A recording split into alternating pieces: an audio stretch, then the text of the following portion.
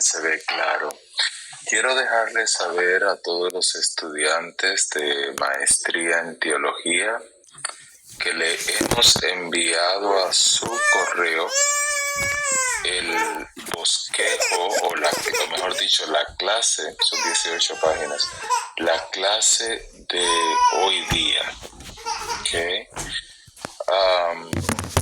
Y si usted va a su correo, pues si quiere bajar la clase ya desde ahora y tenerla mientras la estudiamos, lo puede hacer. Estamos en la tercera parte de eclesiología y el tema que vamos a cubrir hoy, nos vamos a concentrar en estudiar a profundidad la misión de la iglesia, el propósito de por qué Cristo estableció su iglesia.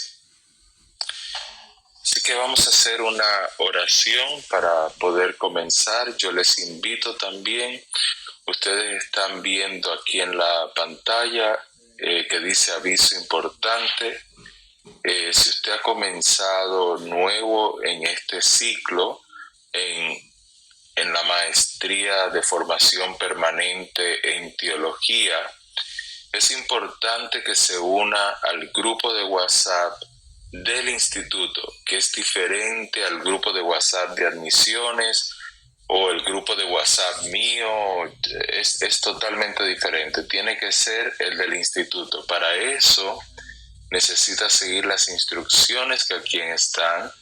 Y acá donde está el punto número 4 que dice, agregue el mensaje, por favor, unirme al grupo de estudiantes, escriba, por favor, unirme al grupo de maestría en teología.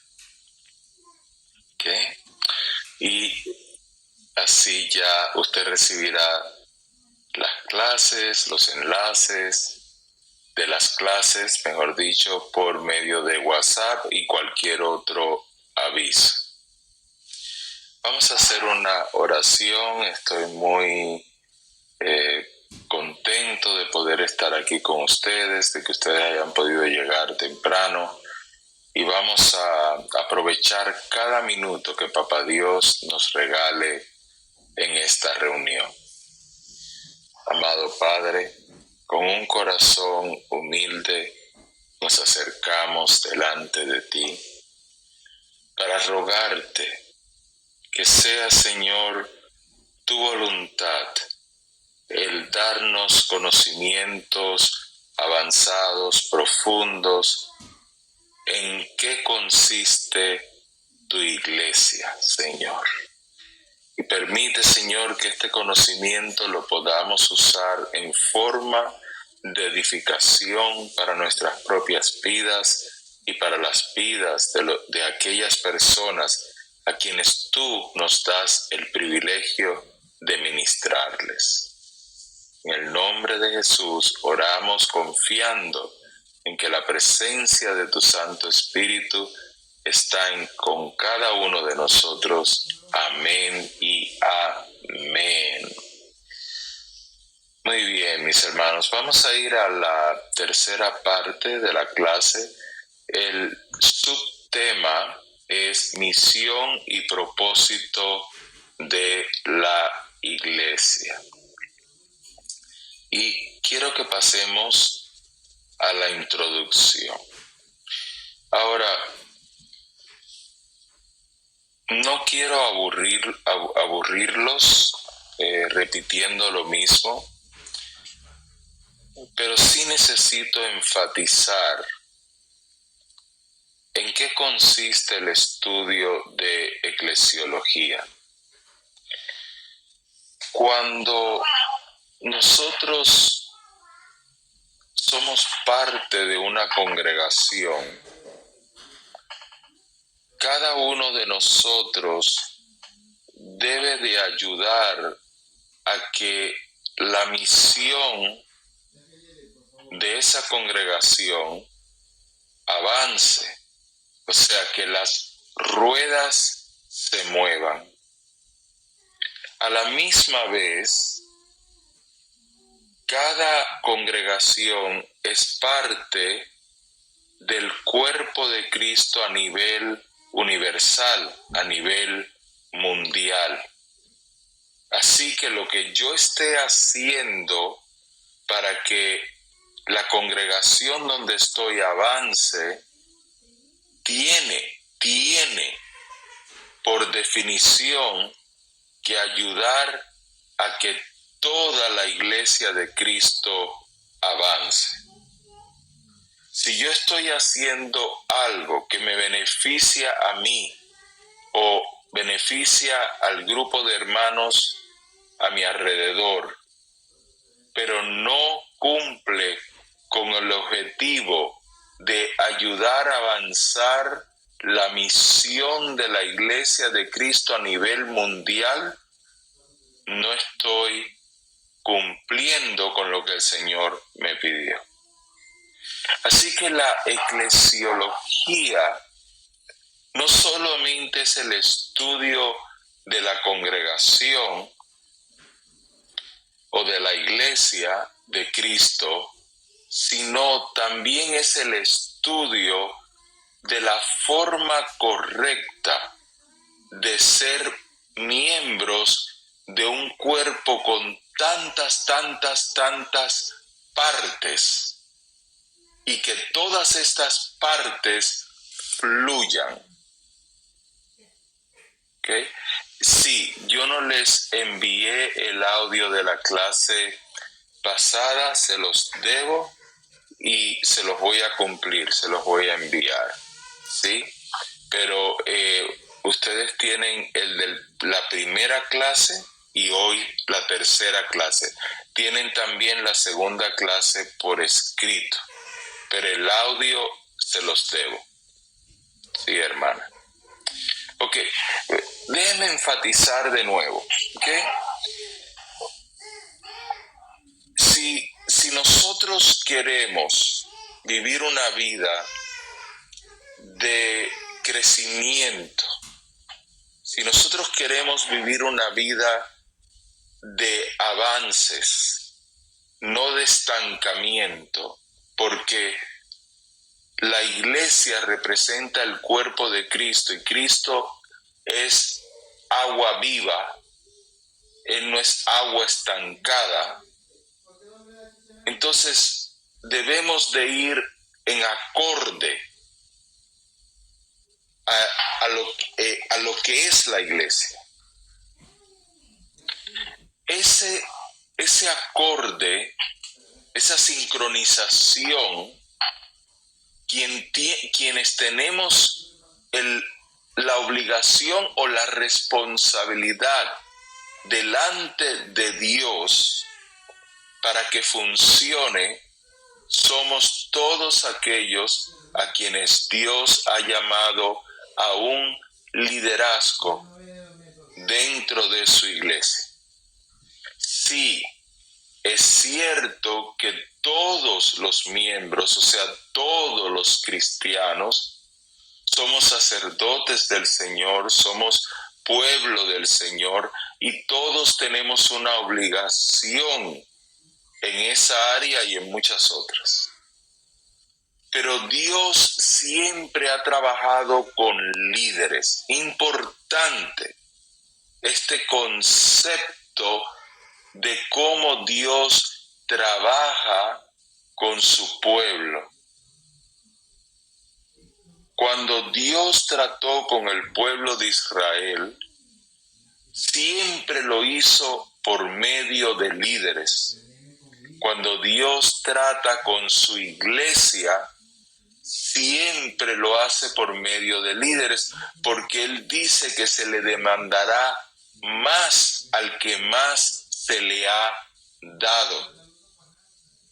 Por lo tanto, si Dios te ha dado un conocimiento avanzado, si Dios te ha dado una posición de responsabilidad, sea un pastorado o sea otro ministerio que aporta dentro de la iglesia, entonces tú eres esa persona que necesitas ayudar a educar al pueblo de Dios para que las ruedas siempre marchen hacia adelante, no en reversa, no que nos vayamos a los lados, sino que marche hacia adelante.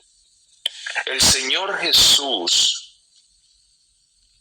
lo estableció en una forma magistral, como solo Dios lo puede hacer.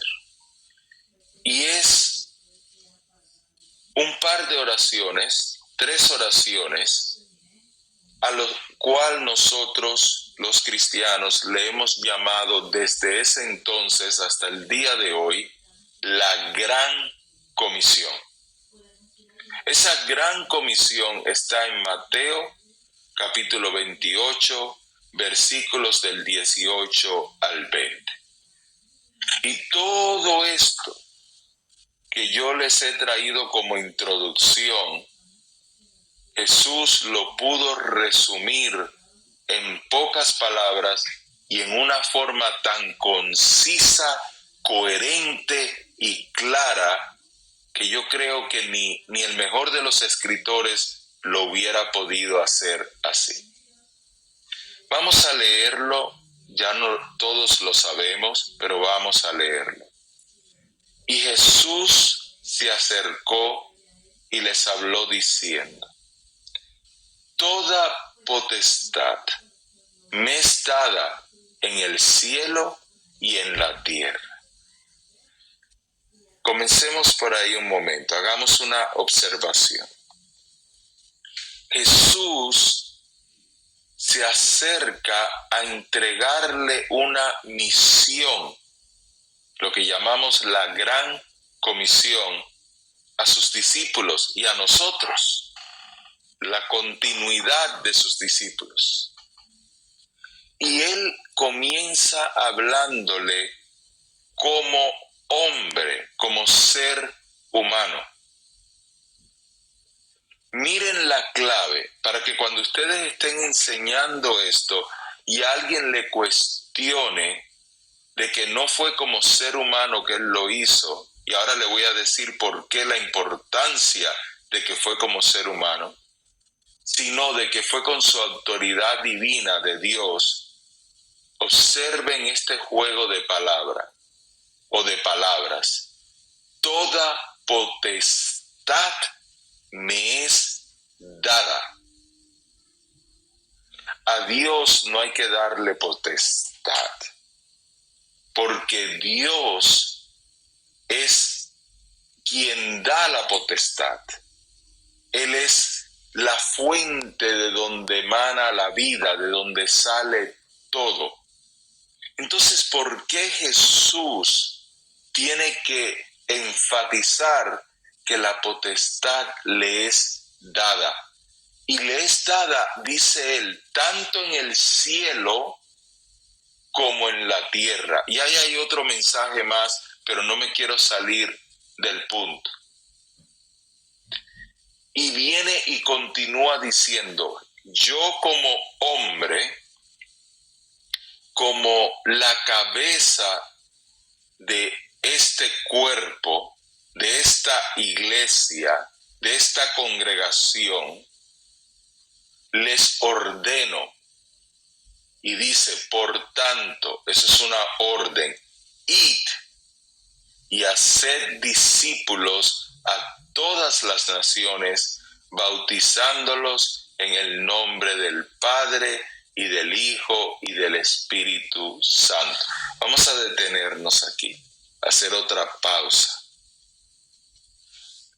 El Señor nos da un trabajo, no hay que inventarlo, y atención, no hay que reinventarlo. Eso es uno de los peligros más grandes de la iglesia cristiana de hoy día. Debido a que nosotros hacemos ajustes de acuerdo a la sociedad, de acuerdo a los tiempos, confundimos lo que son ajustes necesarios para una continuidad a lo que es reinventar algo que ya existe y que no hay que reinventar. Reinventar quiere decir, en cierta forma, hacerlo de nuevo. Es como cuando tú tomas una casona vieja y dejas la estructura principal, pero todo lo demás lo haces nuevo. Eso es lo que es reinventar. O sea, toma algo que ya está inventado, pero le añades, le pones de tu propio gusto, color, sabor, le añades tú. La palabra de Dios no debe de ser reinventada, ni tampoco la misión de la iglesia. La misión de la iglesia continúa estando dividida en 3 partes. Primera parte es cuando uno evangeliza, y al evangelizar nosotros bautizamos a los convertidos.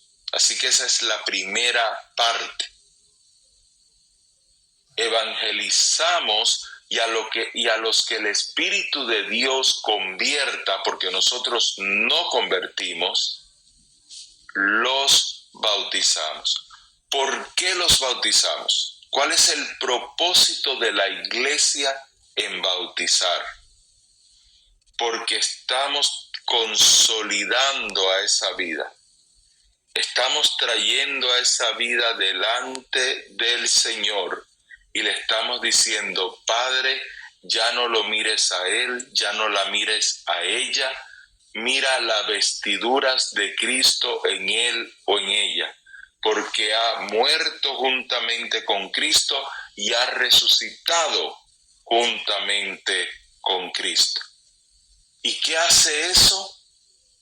¿Qué hace eso? Es darle una identidad a la persona de grupo, una identidad. Importante esto, ¿ah? Identidad de grupo.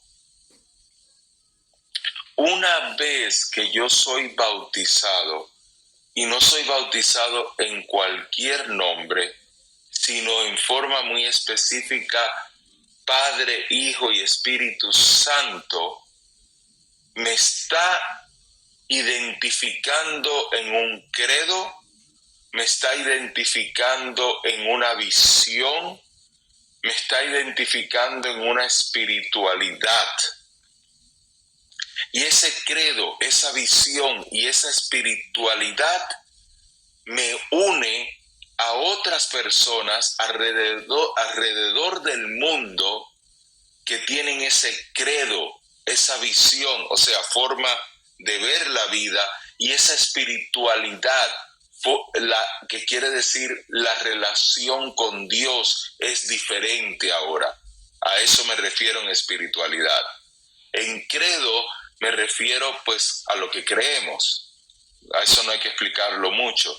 Visión en la forma en que vemos la vida, y la espiritualidad en la relación con Dios. Porque ahora nuestra relación con el Padre pasa a ser una relación personal. Ya le podemos llamar Papito Dios, Abba Padre. ¿Ok? Ahora, ese es el primer paso de la misión de la iglesia. Segundo paso de la misión de la iglesia es el discipulado. Pero el discipulado no se reinventa.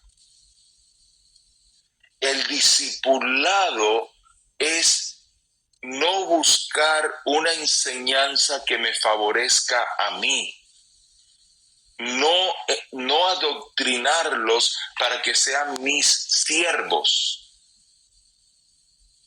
El discipulado es una enseñanza en la cual se les dice las herramientas y se les enseña a cómo usar esas herramientas para que cada creyente siga estudiando y aprendiendo guiados por el Espíritu Santo. Muy diferente a lo que muchos entienden por discipulado. El concepto que muchos tienen hoy día de discipulado es un concepto reinventado. Y es un concepto en el que yo tengo que discipular a las personas para que se sometan, para que se sujeten a la doctrina de mi concilio, a la doctrina correcta, a la sana doctrina. Pero eso no es discipular, eso es adoctrinar. Discipular es enseñarle al estudiante cómo estudiar. Enseñarle al estudiante a cómo buscar la verdad y sentirse con esa convicción que solo el Espíritu Santo puede traer a cada corazón. Ahora, teniendo en claro que cuando nosotros evangelizamos, no convertimos a nadie, sino que anunciamos las buenas noticias del Evangelio de Cristo, esa palabra que tiene poder llega a esa persona, toca ese corazón. Déjame tomar un poquito de agua acá. Toca ese corazón, lo convence de pecado y lo añade a la iglesia, o sea, lo añade a la congregación. Pero también lo agrega o lo añade a la iglesia universal de Cristo, a la iglesia mundial de Cristo. Así que si no vamos a reinventar el plan, nosotros no tenemos que predicar o evangelizar queriendo buscar maneras de cómo convertir a las personas, usando métodos de persuasión, de temor o terror para que la persona venga a Cristo, porque esa no es el plan. ¿Okay? La parte del discipulado es igual. Yo no soy llamado a adoctrinar. Yo no soy llamado a poner a la persona a pensar igualito que yo. Yo soy llamado a enseñarle al individuo a cómo escudriñar las Escrituras. Y por último, mi deber es enseñarles a que la palabra no solamente es para escucharla, sino para ser hacedor de la misma. Y enseñarle que aun cuando nosotros tenemos luchas y fallamos, y cuando nosotros no cumplimos con todo lo que Cristo espera de nosotros, eso no es razón ni excusa para dejar de buscar el cumplir las cosas que el Señor nos ha mandado. No sencillamente tenemos que decir, bueno, ya yo no las cumplo y se acabó, y así soy parte del cuerpo de Cristo. No, debemos de seguir buscando la forma de cada día parecernos más a Él. ¿Por qué? Para que el cuerpo continúe, importante, con la misma identidad. Es la identidad de ser iglesia. Y si yo voy a contribuir a que la iglesia de Cristo continúe fluyendo como ríos de agua viva y no se estanque, yo debo de buscar la manera de cada día como persona, como congregación, como familia, tener esa identidad, ese olor a iglesia. Yo vi que acá ustedes escribieron unas preguntas, déjenme ir un poquito hacia atrás. El hermano Ciel, ¿qué es lo más cercano al bautismo en el Antiguo Testamento? No hay nada cercano porque el bautismo no es una imitación o un seguimiento de algo del Antiguo Testamento. El bautismo es totalmente la simbología de la muerte, del entierro de Jesús y de la resurrección física de Jesús. Así que no podemos ir al Antiguo Testamento a cuando buscamos el sacrificio del Cordero, por ejemplo, porque este bautismo representa el nuevo pacto. Y el nuevo pacto no es solamente una versión mejorada del antiguo pacto. Es un pacto totalmente nuevo, por eso se llama nuevo. ¿Okay? No se llama Antiguo Testamento reformado, es totalmente nuevo. Entonces, para traer algo totalmente nuevo, y es Cristo quien lo está trayendo, el bautismo es central porque no habla de una vida eterna espiritual, habla de una vida eterna física. Es la resurrección física lo que simboliza el bautismo. Requisito para ser bautizado, eso le preguntó el eunuco a Felipe, y Felipe le dijo: si crees en tu corazón que Jesús es el Hijo de Dios, que murió por ti para el perdón de tus pecados y que resucitó, bien puedes. Estoy parafraseando, pero bien puedes. O sea que es básicamente creer de verdad en nuestro Señor Jesucristo. Ese es el requisito. Muchas personas creen que el requisito es que yo debo estar viviendo una vida ejemplar antes de ser bautizado. Si vamos a esperar vivir una vida ejemplar antes de ser bautizado, el 99.99% de todos nosotros nunca nos hubiéramos bautizado. ¿Okay? Porque una cosa es lo que yo puedo aparentar por fuera y otra es lo que de verdad yo estoy viviendo. Entonces, yo veo a muchos hombres y mujeres que los domingos en las congregaciones todo es santo, todo es mucha unión, todo es mucha formalidad, y cuando están en la casa se maldicen, se dicen malas palabras, se desean malas cosas, se gritan. Entonces, de nada vale la apariencia de un día. Así que si fuera que hay algún tipo de requisito aparte de Cristo, estaríamos poniéndole a la salvación un requisito aparte de Cristo. Por lo tanto, sí se aconseja que la persona estudie lo que llamamos clases de nueva vida antes de ser bautizados. ¿Pero por qué? Para que la persona esté completamente, que entienda completamente qué significa el sacrificio de Cristo. Yo no creo que el mismo día que la persona recibe a Cristo como su Señor, inmediatamente se debe de bautizar.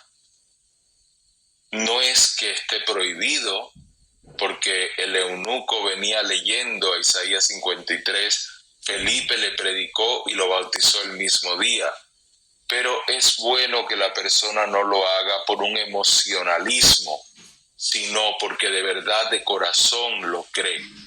Pero si le vamos a poner otros requisitos, y le vamos a empezar a decir no porque tienes esto, tienes aquello. Yo no comparto eso porque eso no es lo que la Biblia enseña en esa forma. ¿Okay?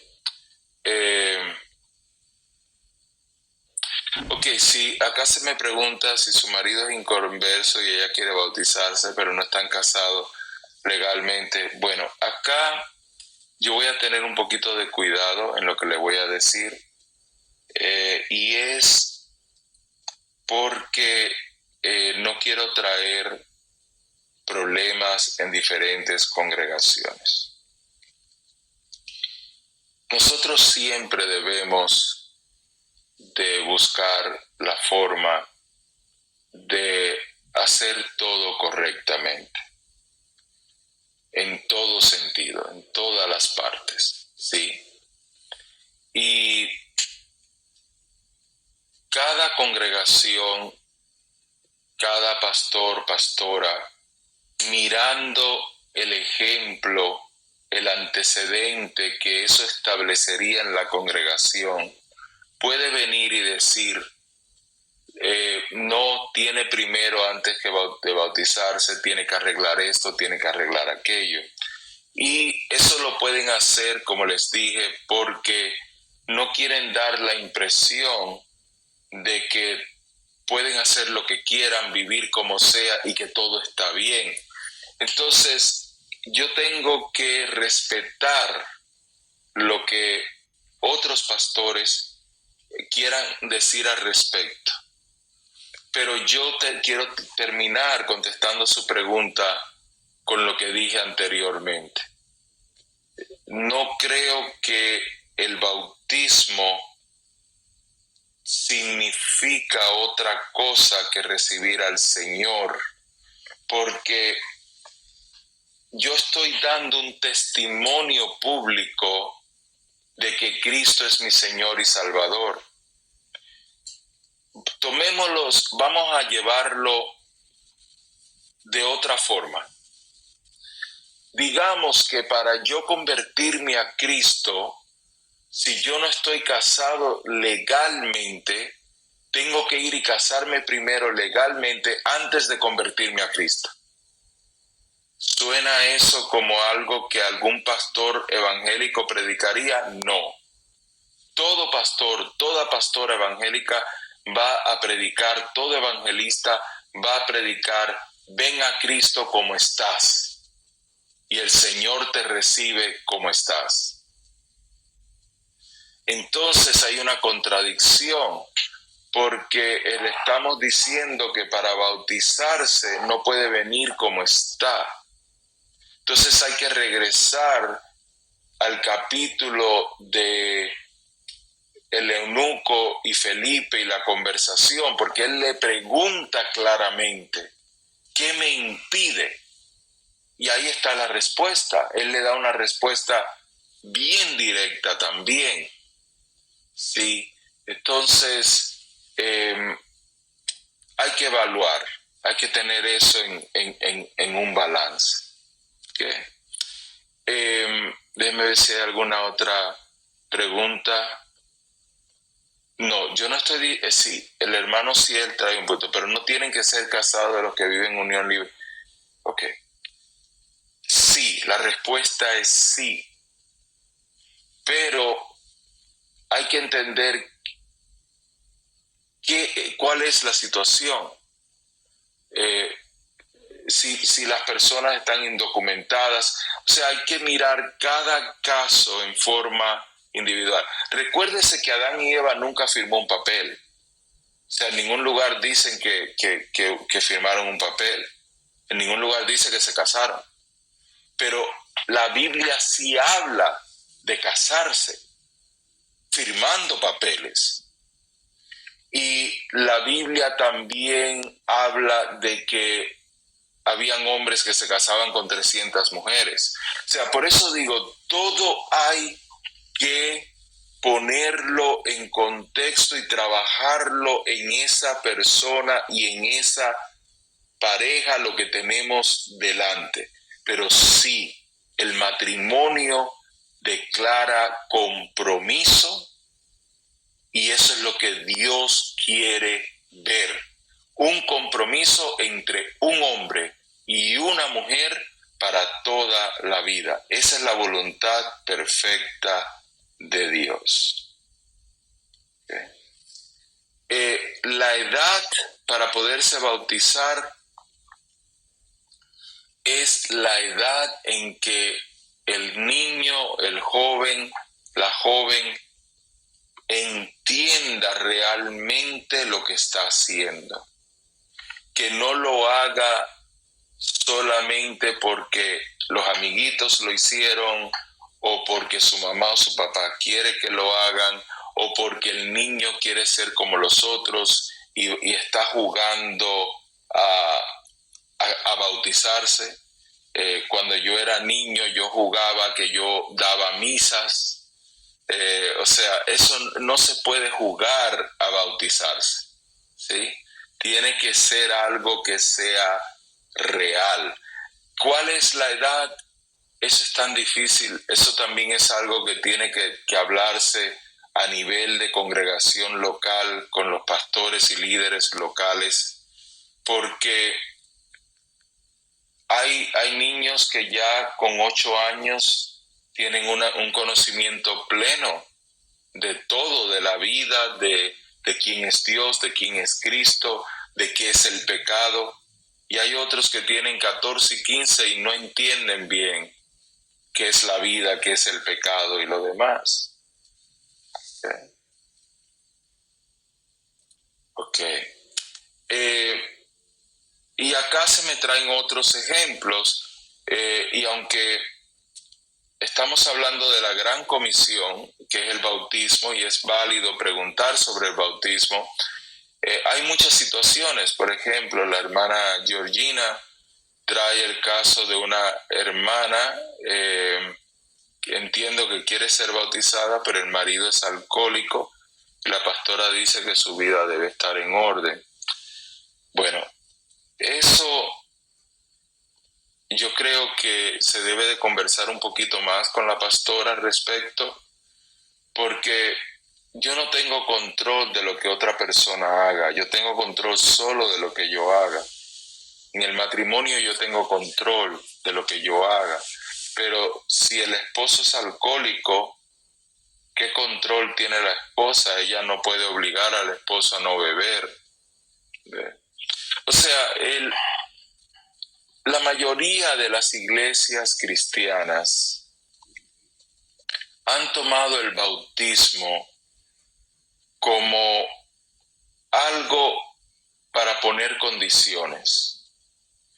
Entonces, esto es muy debatible y hay que respetar mucho hay que hablar de esto con mucho respeto, porque hay muchos puntos que si uno lo observa de congregación en congregación, de familia en familia, uno va a ver que son puntos muy importantes.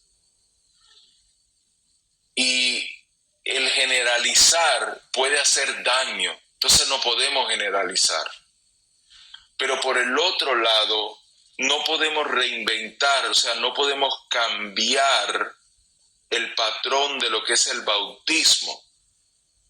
Por ejemplo, para que ustedes me entiendan y nadie quede al final de esta clase con un mal sabor. Yo trato siempre, entendiendo que tengo pastores, ministros, hermanos líderes de diferentes denominaciones, yo siempre quiero mantener una armonía, un respeto, un amor entre todos. Pero a la misma vez quiero estar lo más fiel posible a la palabra en forma directa, pero no a la palabra en forma directa a mi interpretación, sino a lo que ella está hablando. Y este es el ejemplo al que quiero traer. Cuando las personas venían a Juan el Bautista para ser bautizadas, Vemos en algún lugar en la Biblia que Juan el Bautista le ponía otra condición que no fuera el arrepentimiento de pecados. No. Cuando nosotros vemos a Jesús diciéndole a sus discípulos que bauticen, vemos que el Señor le pone otra condición que no sea que lo hayan recibido a Él como su único Salvador. No vemos ninguna otra condición.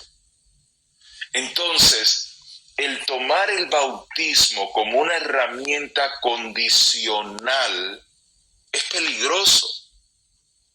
Porque aunque sí estoy totalmente de acuerdo con todo lo que les he dicho de que hay que ver cada caso en forma individual, y creo que hay sabiduría en eso, también veo en la Biblia que el bautizarse no es una lista de condiciones que hay que cumplir antes de uno bautizar. Y les voy a decir algo más, algo que pasó recientemente en una de nuestras iglesias.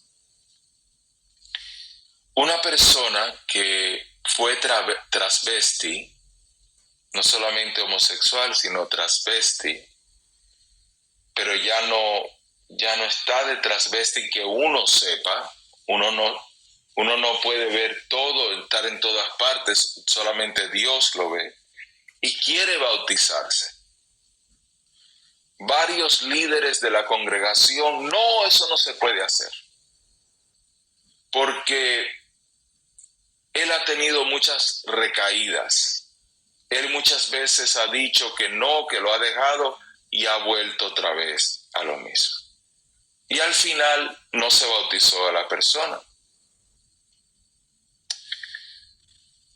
Y yo, respetando la verdad de que ha tenido recaídas, me pregunto, ¿y no será que Dios quiere trabajar con él por medio de ese bautismo y nosotros como seres humanos estamos interfiriendo en ese proceso?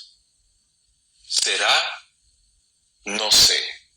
No tengo la respuesta, no puedo afirmarlo, pero sí me lo he preguntado. Sí me lo he preguntado. ¿Okay? Muy bien, mis hermanos. Sí, también hay que tener cuidado con eso de mandar a las personas al infierno.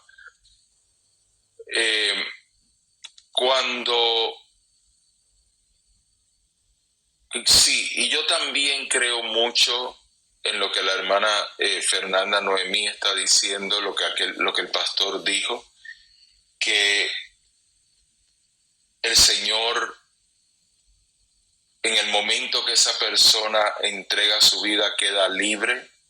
Y sí hay cosas que hay que trabajar, yo lo sé. Hay ataduras, hay costumbres, hay tradiciones que hay que trabajar. Para eso está también la iglesia y ahí viene la parte del discipulado. Pero quiero concluir este punto con algo que empecé. Tengamos cuidado de no reinventar la fórmula, por favor. Tengamos cuidado. Recordemos que nosotros no somos generales, somos soldados, obedecemos órdenes, no las establecemos, las obedecemos. Amén. Muy bien, vamos a continuar el siguiente punto. Acá yo les doy en forma un poco más específica que ustedes lo van a poder leer, lo que significa el evangelizar, el hacer discípulos. Acá le doy una explicación más extensa de cada uno de los versículos. ¿Okay? La responsabilidad de la iglesia de compartir el evangelio. Déjenme tocar un punto de eclesiología que hoy se confunde. El trabajo de la iglesia de Cristo es único. explico. El incrédulo no puede hacer el trabajo de la iglesia. El gobierno no puede hacer el trabajo de la iglesia. Una ONG no puede hacer el trabajo de la iglesia. Los ángeles de Dios no pueden hacer el trabajo de la iglesia. ¿Están siguiendo?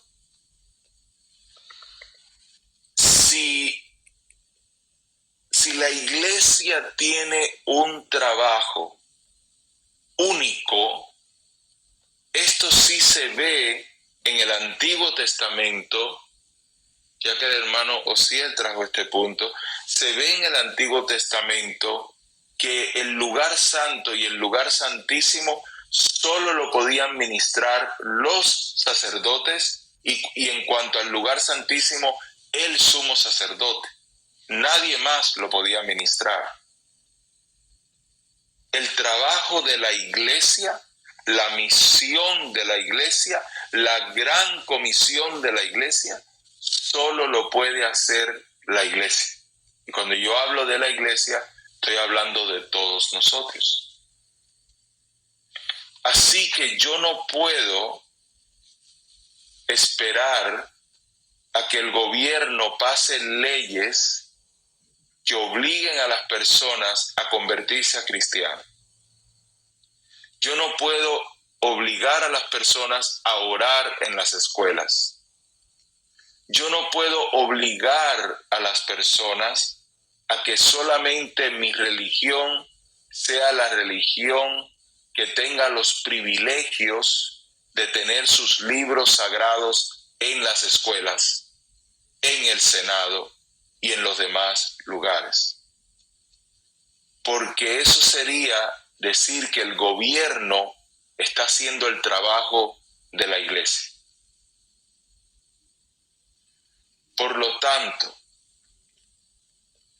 si yo vivo en una comunidad donde existen ateos, cristianos evangélicos, cristianos de otras denominaciones, si existen musulmanes y demás,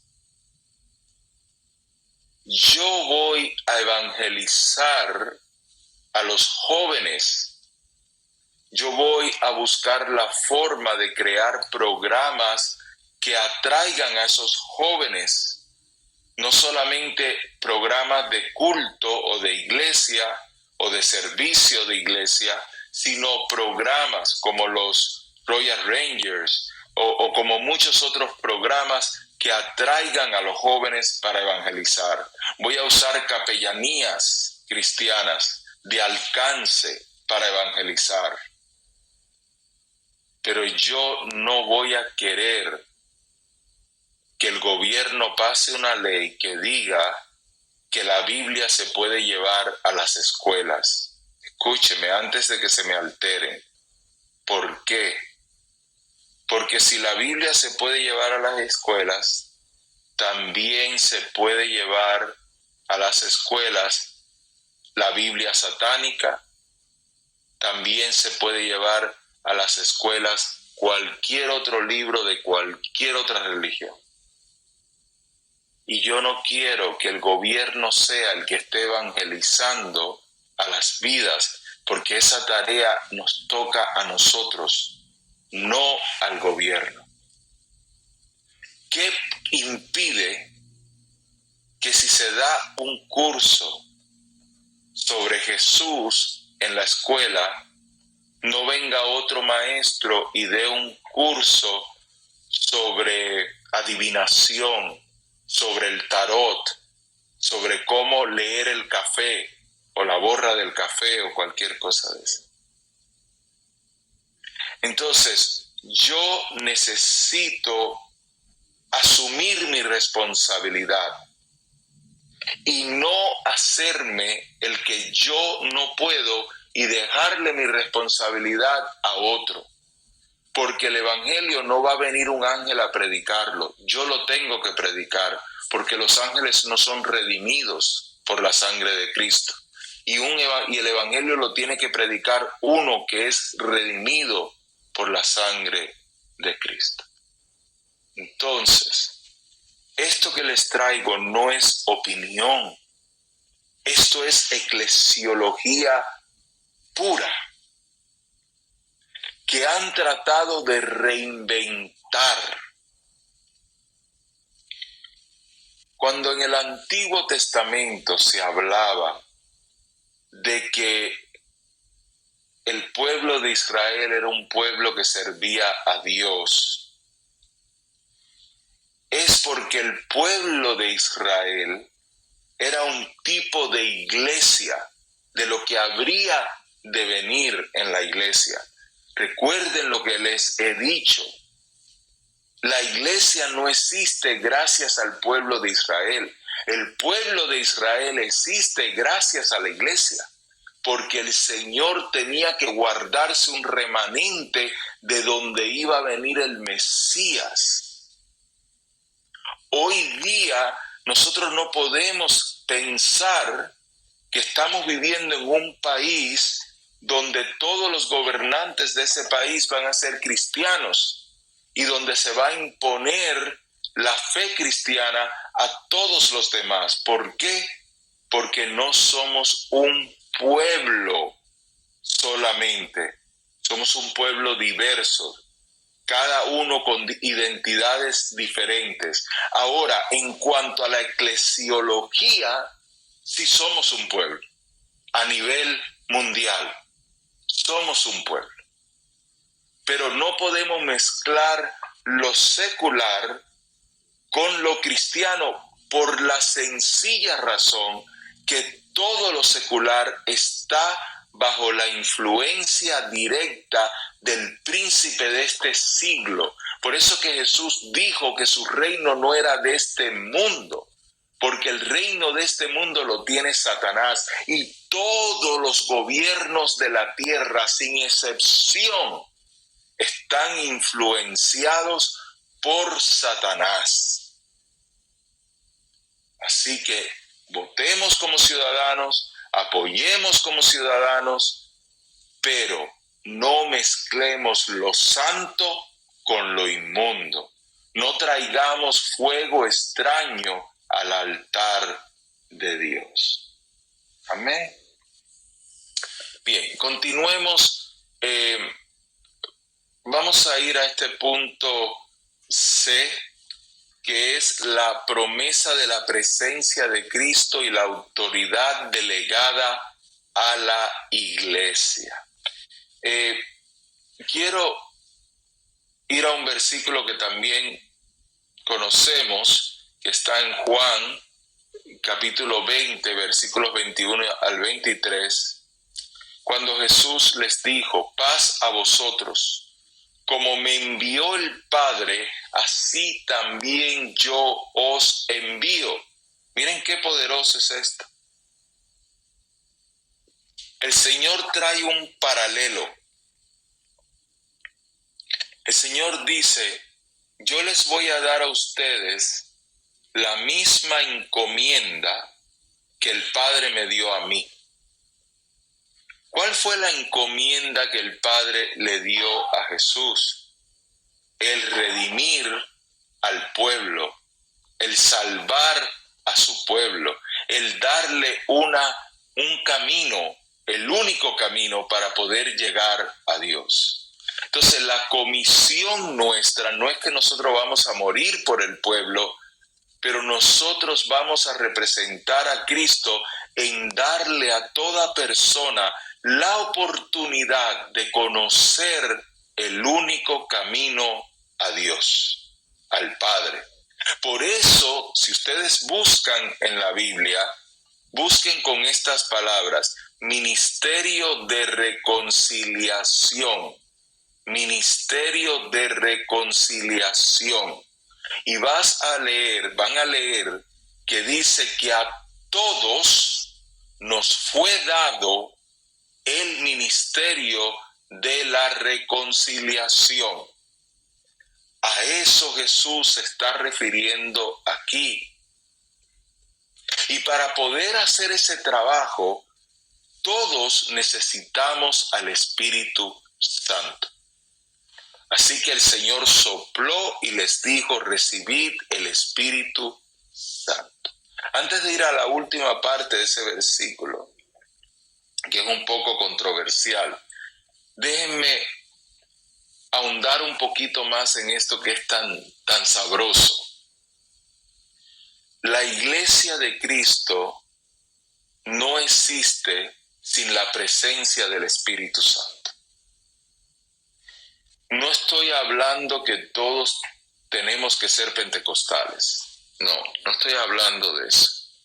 Pero sí estoy hablando de que al Espíritu Santo no se le puede dejar en un lado, porque precisamente el poder que tenemos para llevar la obra del Señor bajo la delegación que Cristo nos ha dado es por medio del poder del Espíritu Santo. Por eso no podemos entristecer al Espíritu Santo con nuestras acciones, con nuestro rechazo. No podemos. Siempre le tenemos que dar esa parte. En la última parte de ese versículo dice, a quienes remitieres los pecados les serán remitidos, perdonados. A quienes se los retuvieses les serán retenidos.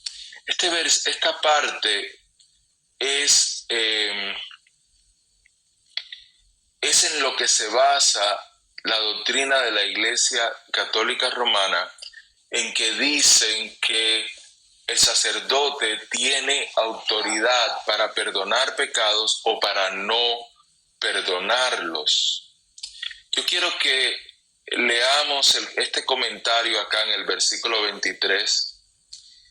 Dice, Jesús delega a sus discípulos la autoridad para perdonar o retener pecados.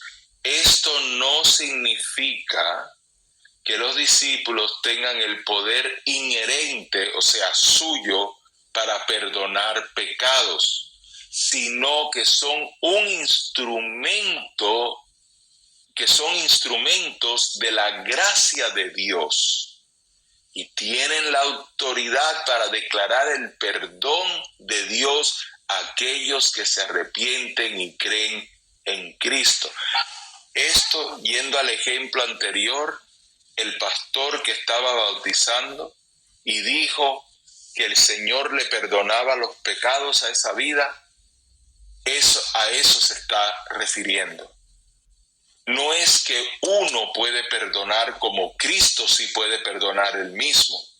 No es como cuando Jesús le dijo al paralítico, tus pecados te son perdonados. Eso lo estaba haciendo él con su autoridad. Nosotros no podemos hacer eso como individuos, pero como iglesia, he ahí el entendimiento de que somos parte de un cuerpo y que actuamos para que el cuerpo entero avance, no nosotros, no nuestra agenda personal, que eso es lo que muchos confunden.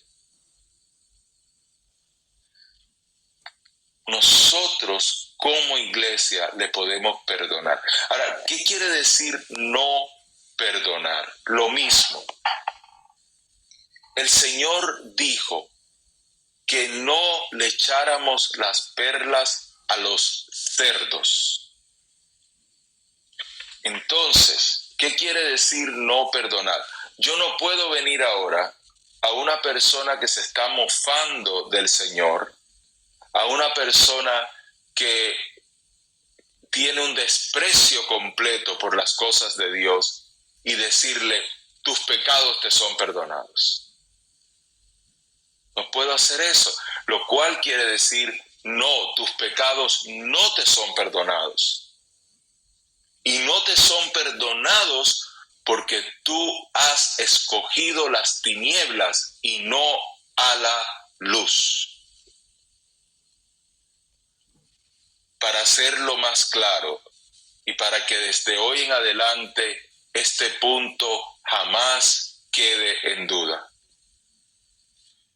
Un día, un pastor que pastoreaba una iglesia muy famosa en Estados Unidos, la Catedral de Cristal, antes de que el hermano Dante Hebel la pastoreara, era el doctor Schultz, si no me equivoco su nombre. Una señora, una fiel señora, fiel al Señor, fiel a la obra. Su hijo se había suicidado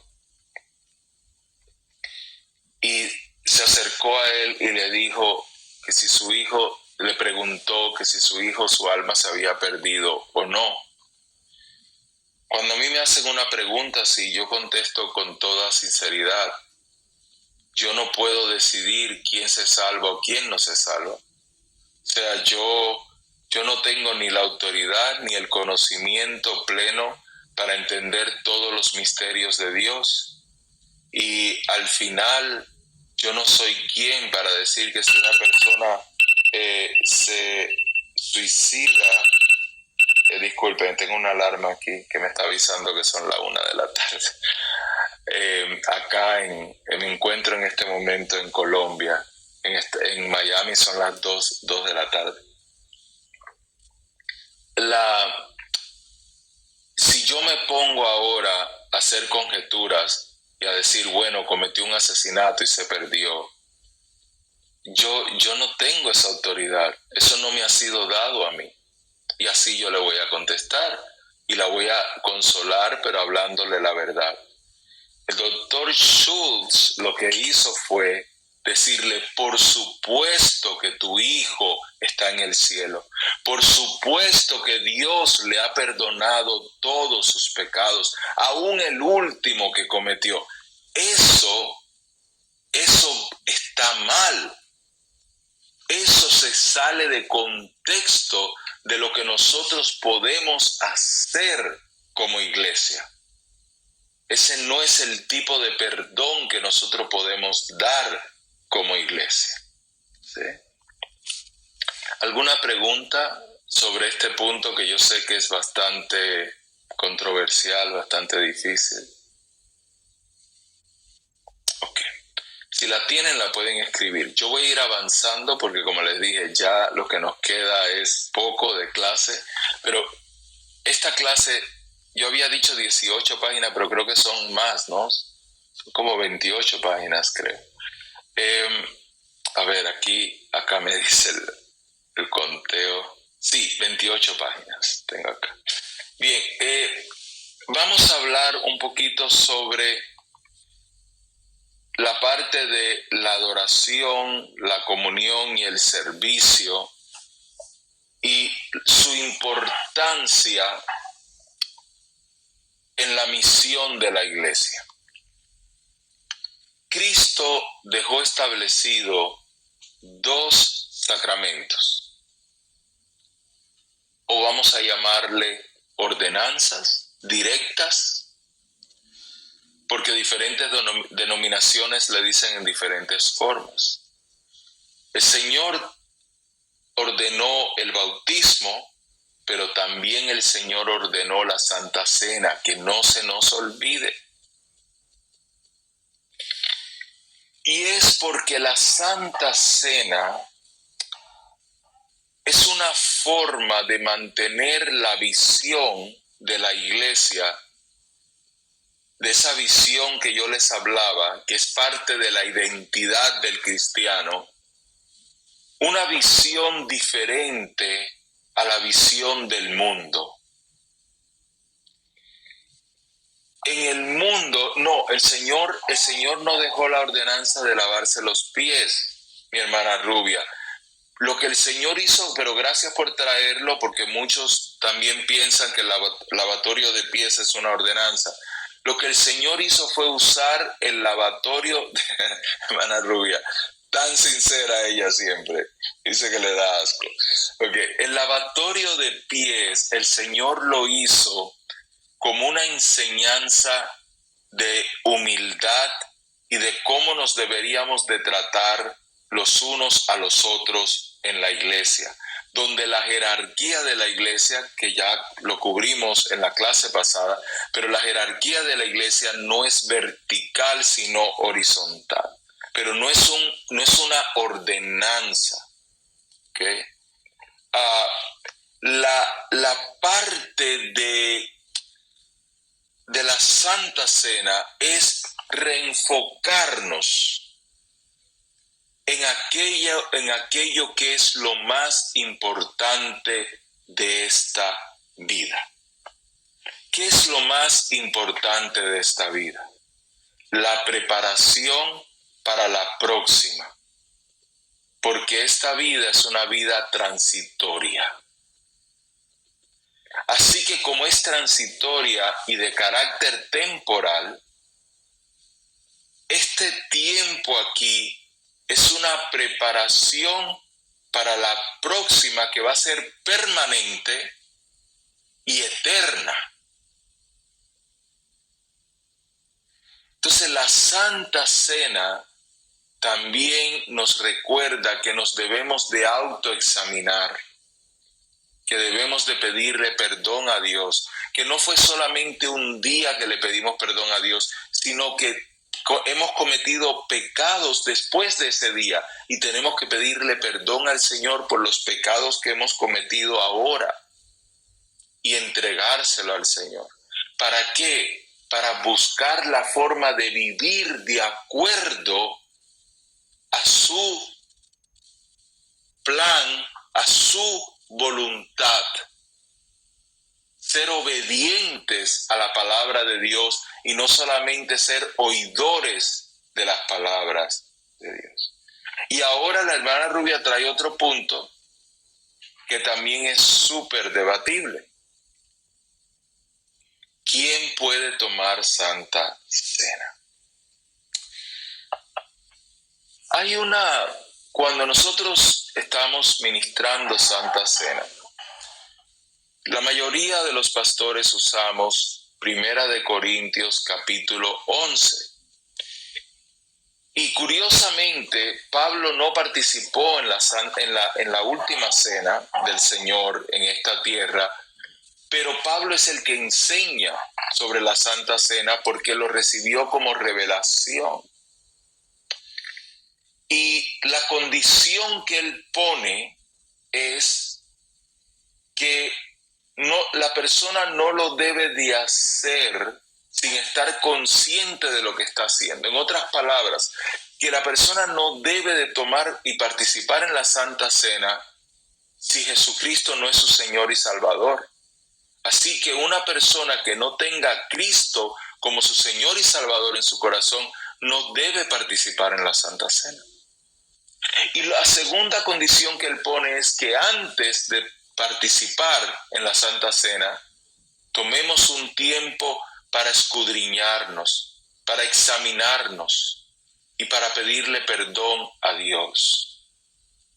Entonces, lo otro que dice me gusta mucho porque dice, y así coman y beban. O sea, no dice, y quédense en penitencia 3 semanas, 3 meses. No, coman y beban. Así que si lo tomamos estrictamente por la palabra, esos son los únicos requisitos. Creer en el Señor, arrepentirse de sus pecados, examinarse, pedir perdón, si he ofendido a mi hermano, pedirle perdón y participar en la Santa Cena. Pero de nuevo, cada iglesia local tiene sus normas.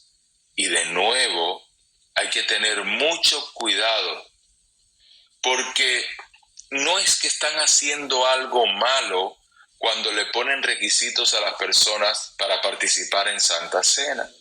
No es como cuando te dicen, tú tienes que dar $100 para que Dios te dé 1,000, tú tienes que sembrar, tú tienes que pactar, eso sí es diabólico, eso no es de Dios para nada.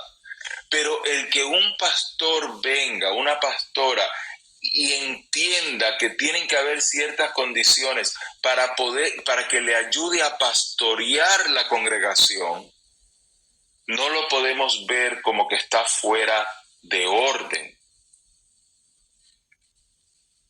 En la Biblia, directamente tomado por la palabra, tal y como es lo que yo les acabo de decir. No hay más de ahí. ¿Okay? Lo mismo con el bautismo, lo mismo con la Santa Cena. Y miren qué curioso, son las dos ordenanzas establecidas por Jesús que hay que estar cumpliendo. No hay otros rituales, no hay otras ceremonias, no hay primera comunión, no hay otras ceremonias. Son esas dos las que hay que estar cumpliendo. Y son las dos que las iglesias cristianas debaten continuamente, el uno y el otro. ¿Okay? Amén. Bueno, vamos a continuar en algo que es súper importante.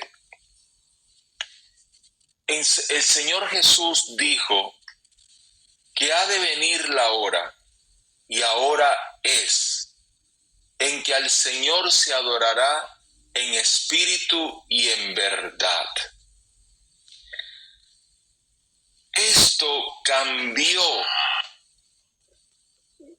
Ustedes, no sé si todos, pero yo creo que la mayoría no perciben el impacto de este cambio, porque ya para nosotros en esta época moderna no lo vemos tan grave.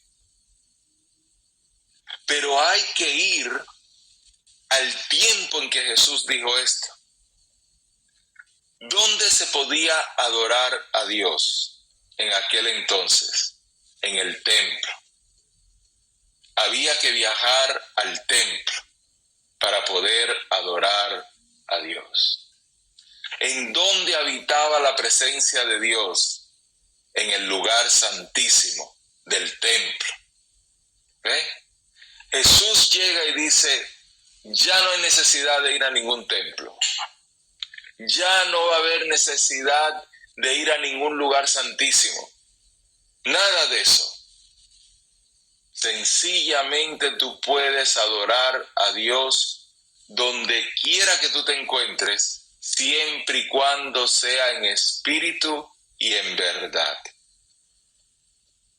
Y en verdad se refiere a Él. Él es la verdad. Así que quiere decir que yo necesito para adorar a Dios tener al Espíritu Santo y estar limpio de pecado por la sangre de Cristo. No por mis fuerzas, sino por el sacrificio de Cristo.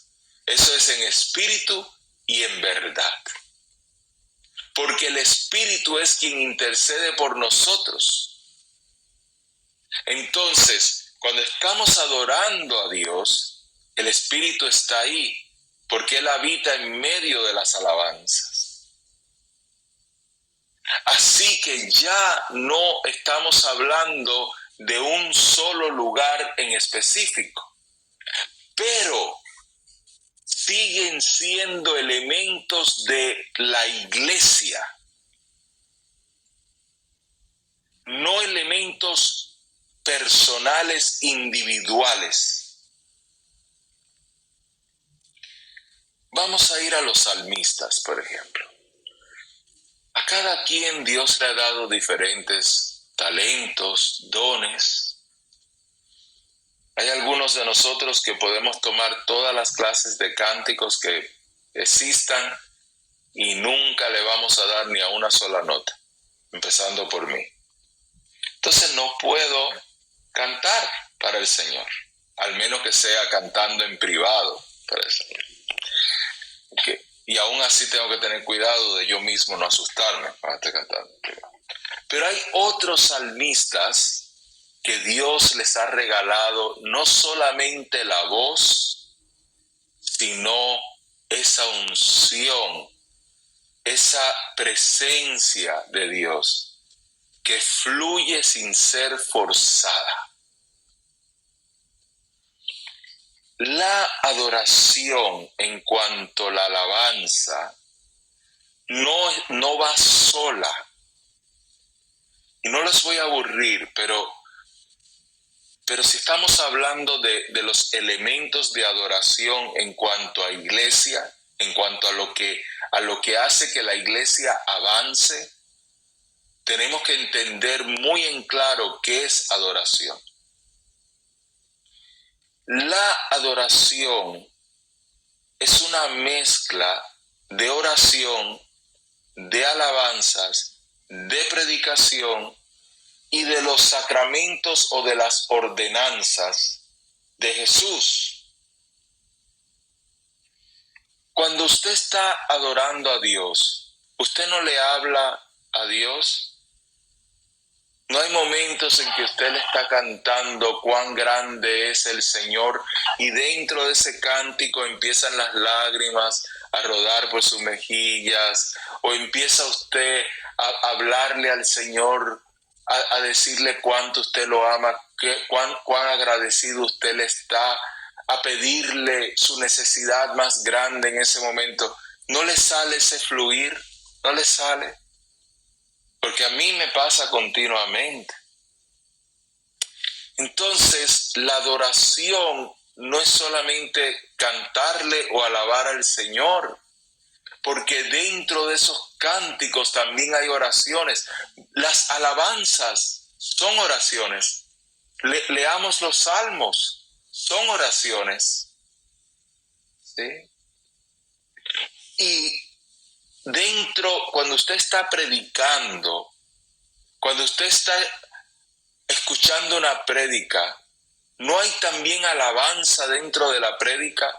¿No hay momentos dentro de la prédica que usted dice cuán grande es Dios? Santo, qué grande es el Señor, como el Señor se mueve, y no está la alabanza también ahí, no está la adoración también ahí. Entonces, cuando yo estoy tomando la Santa Cena, ¿no estoy también adorándolo por lo grande, lo maravilloso que es? Cuando se está celebrando un bautismo, en ese momento no vemos cómo la gloria de Dios desciende, cómo uno cuando está siendo bautizado siente esa presencia del Señor llenándolo a uno. Todo el servicio que se le hace al Señor tiene que ser en adoración. Si estás enseñando, tienes que hacerlo con motivo de adoración.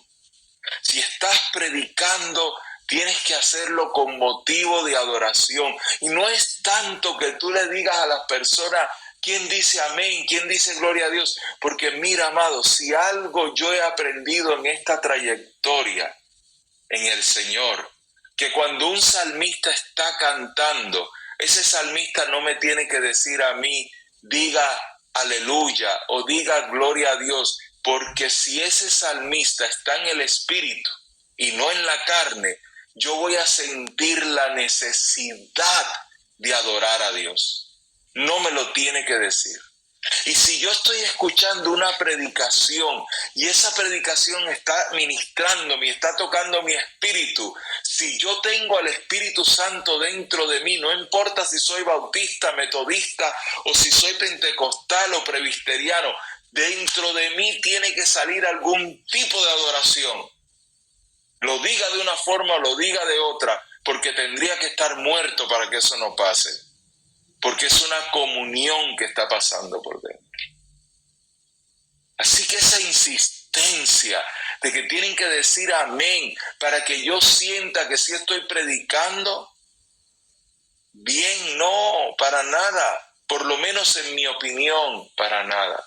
Porque al contrario, cada vez que yo termino de predicar me siento el hombre más miserable, el hombre más inútil, me siento que le tengo que pedir perdón y le pido perdón y yo me arrodillo y las personas creen que le estoy dando gracias a Dios por el mensaje, estoy sufriendo, le estoy pidiendo perdón al Señor por lo mal que he predicado, por lo terrible que me ha salido todo, pero lo estoy pidiendo y lo estoy sintiendo y siento la culpa y siento el deseo de decirle al Señor, Señor, no quiero volver a predicar otra vez en mi vida, pero siento la necesidad de que sea así, porque es la forma del Señor de mostrarme que no es con mis fuerzas, sino con las de Él. Así que yo no tengo que estar exigiéndole a las personas con esas muletillas, con esas costumbres continuas. No digo que de vez en cuando no se diga, claro, pero esa parte continua, usted no me escuchó, porque yo no escucho a nadie decir amén o decir gloria a Dios. Ustedes están demasiado callados, ustedes están seguros que están aquí. No, mis amados, mira, mientras estabas diciendo esas palabras, pudiste haber estado predicando, trayéndole ese enfoque a las personas. Entonces, los elementos de la adoración, oración, alabanza, predicación, sacramentos u ordenanzas, es parte de ayudar a la iglesia a crecer.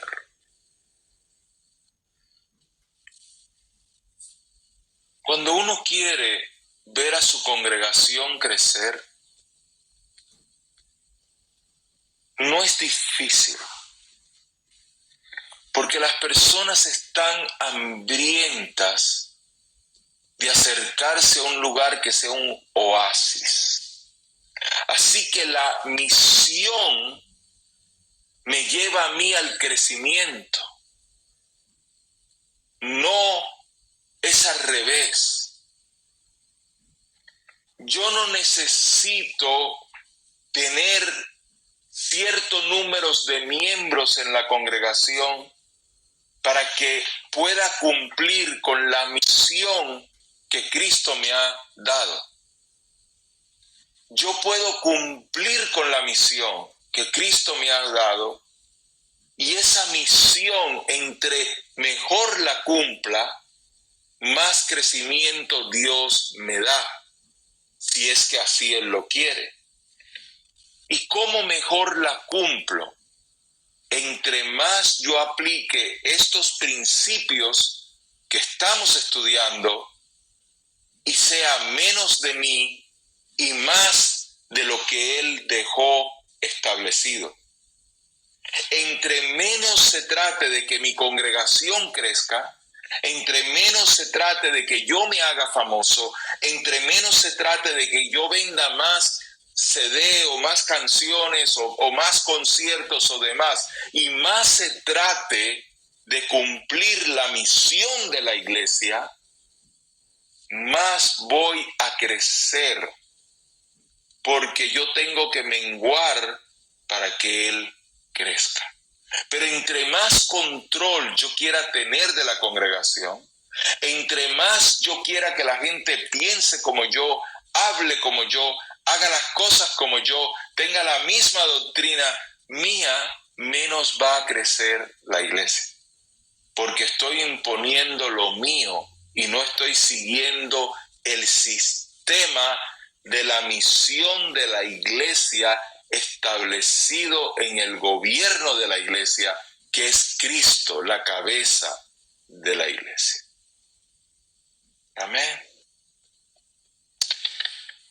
Les suplico, mis amados hermanos, que terminen de leer esta clase.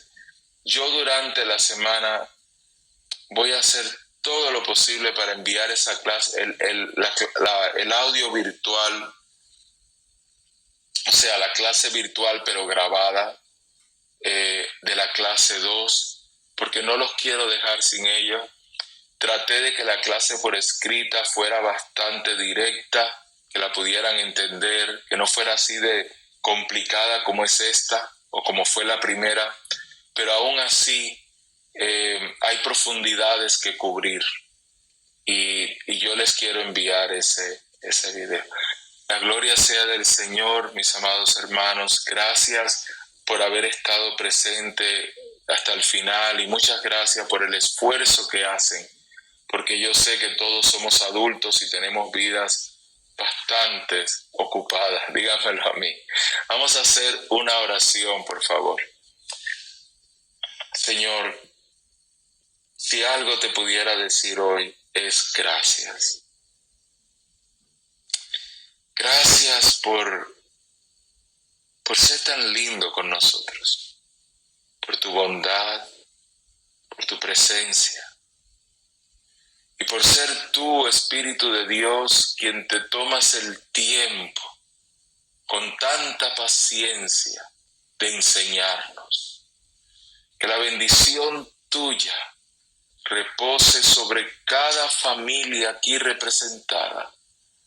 Que nunca nos abandones bajo ninguna circunstancia y que nos ayudes cada día a cumplir tus ordenanzas, tus mandamientos, tus deseos, tu voluntad. En el nombre de Cristo y el pueblo de Dios dice amén. Hasta muy pronto, mis hermanos, les amo en el Señor.